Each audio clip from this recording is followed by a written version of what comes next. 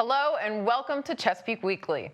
We lucked out once again as Hurricane Dorian passed through Chesapeake with minimal damage done, but there were reports of some trees on houses and other damages.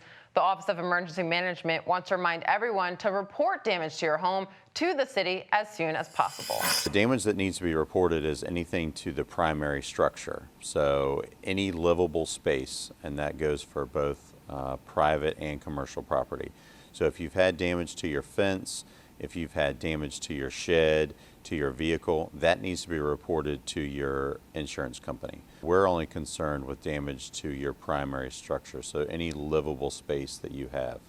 So when you go to the city's page and you click on Dorian, you'll get to a link that talks about citizen reporting. You click that link, it'll actually open up a new web page, and it's what's called the citizen reporting tool.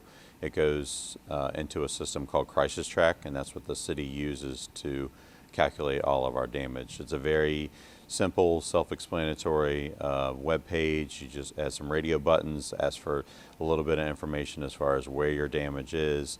You just kind of click through it, and at the very bottom you put your name and information in, click submit, and as soon as you do that, we'll actually get an email that says, hey, a citizen has reported damage. We'll open it up. It gives you the ability to attach a picture, so if you're able to take a picture, attach it, please do that. And then what'll happen is we'll have a building inspector come out and look at the damage and then confirm it. And while we truly did luck out with Hurricane Dorian, it's likely that you have a lot of sticks, limbs, and other debris around your yard that needs collection. For that reason, the Public Works Department has relaxed the bulk waste collection rules for this week only. No need to call to schedule a collection, and you're not limited to the number of piles you can put at the curb. Now, they do ask that you keep each pile in the proper size. That's 4 feet wide by 4 feet high by 6 feet long for yard waste, and 4 feet by 4 feet by 10 feet for household waste. That'll help make sure everything still fits into the truck. For more information on bulk collection, visit cityofchesapeake.net/bulk.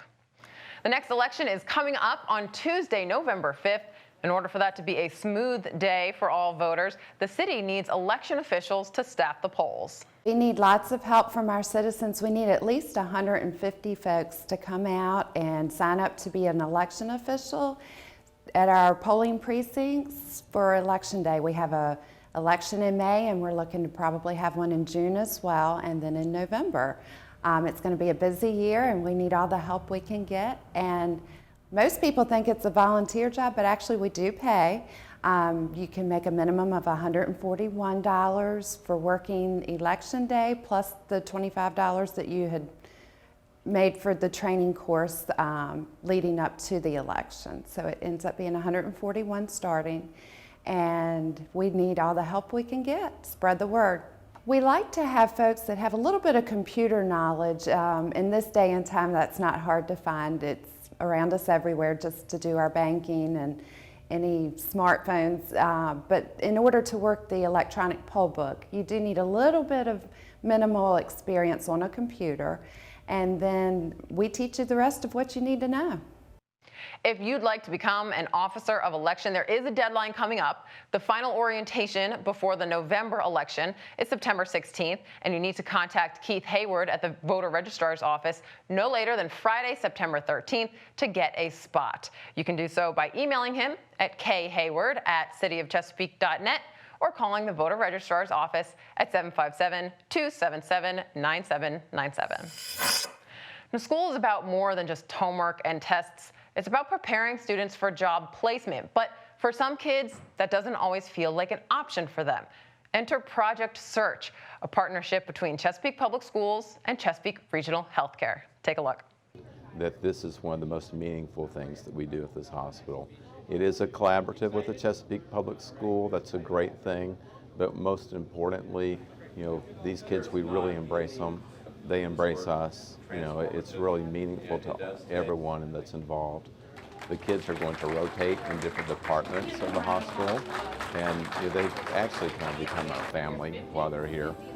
But they're learning skills, and ultimately, several of them will end up working for us in all likelihood.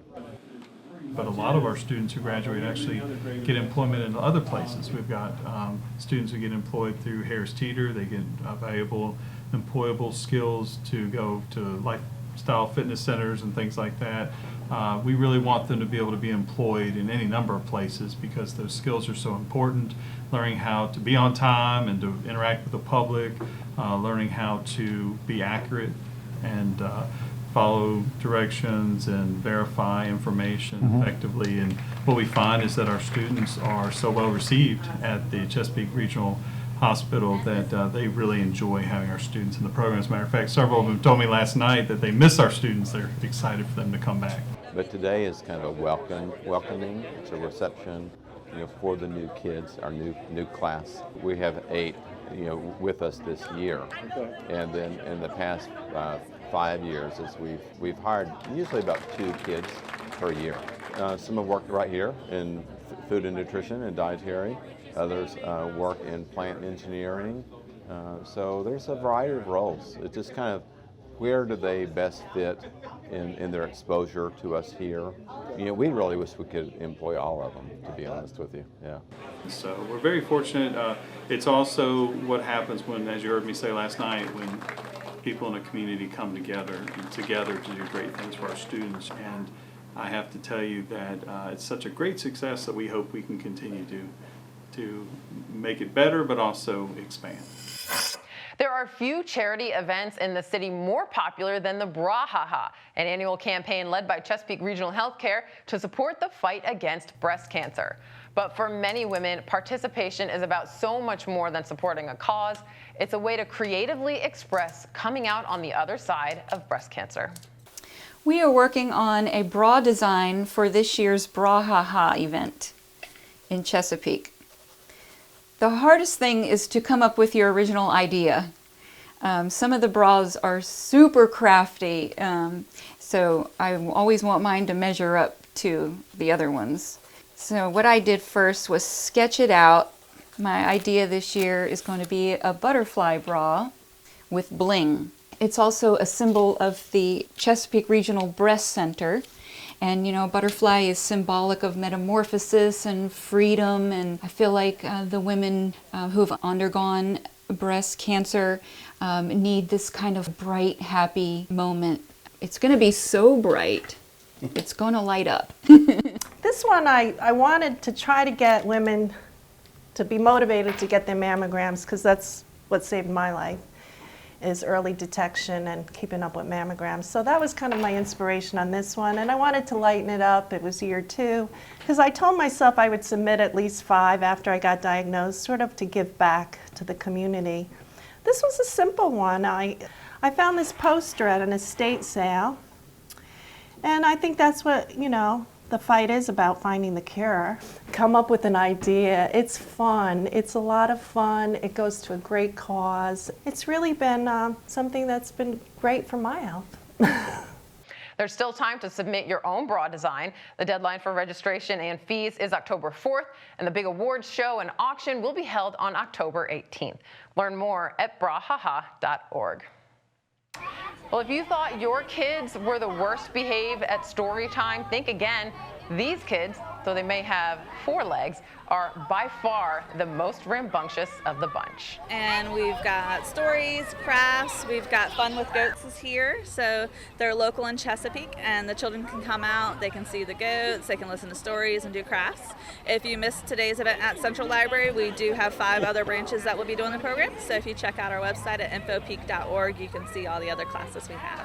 Matter of fact, our little babies who are currently being held the whole time, if they were put down, they hop like bunnies instead of walk like animals.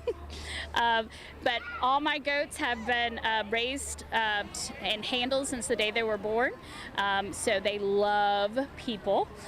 I like the variety of activities they have and their regularly scheduled activities. She's been my oldest has been in it since she was 9 months old, doing the Bouncing Babies class, and we come to story time and any event we can come to. How about the goats? Oh, the goats are so fun. I like to bring my kids to the library anyways. It gets them out of the house and not acting crazy. Oh, that's mine. I gotta go. There are several other opportunities to attend a story time with goats at library branches throughout Chesapeake. The events take place through September. For details, visit infopeak.org. Chesapeake Public Library is celebrating the work of local urban fiction writers at their upcoming Black Ink Lit Fest Chesapeake event.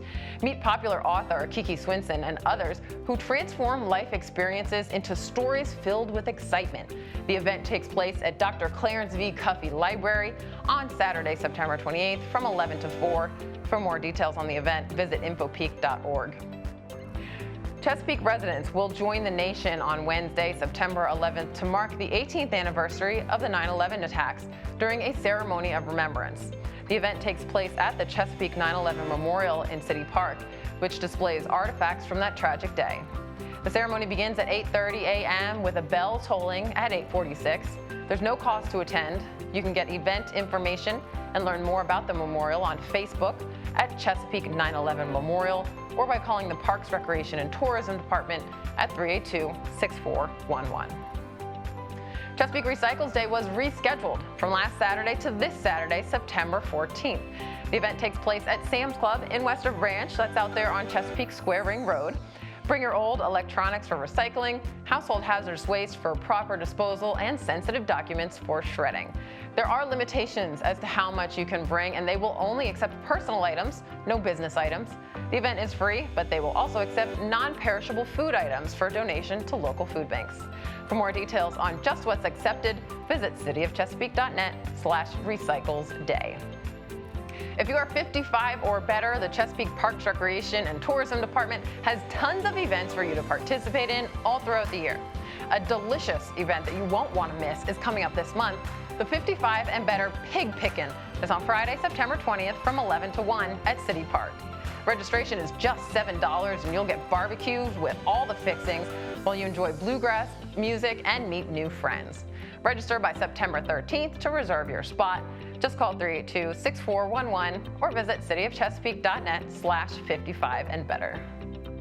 That's Chesapeake Weekly. Thank you so much for joining us. We'll see you next week.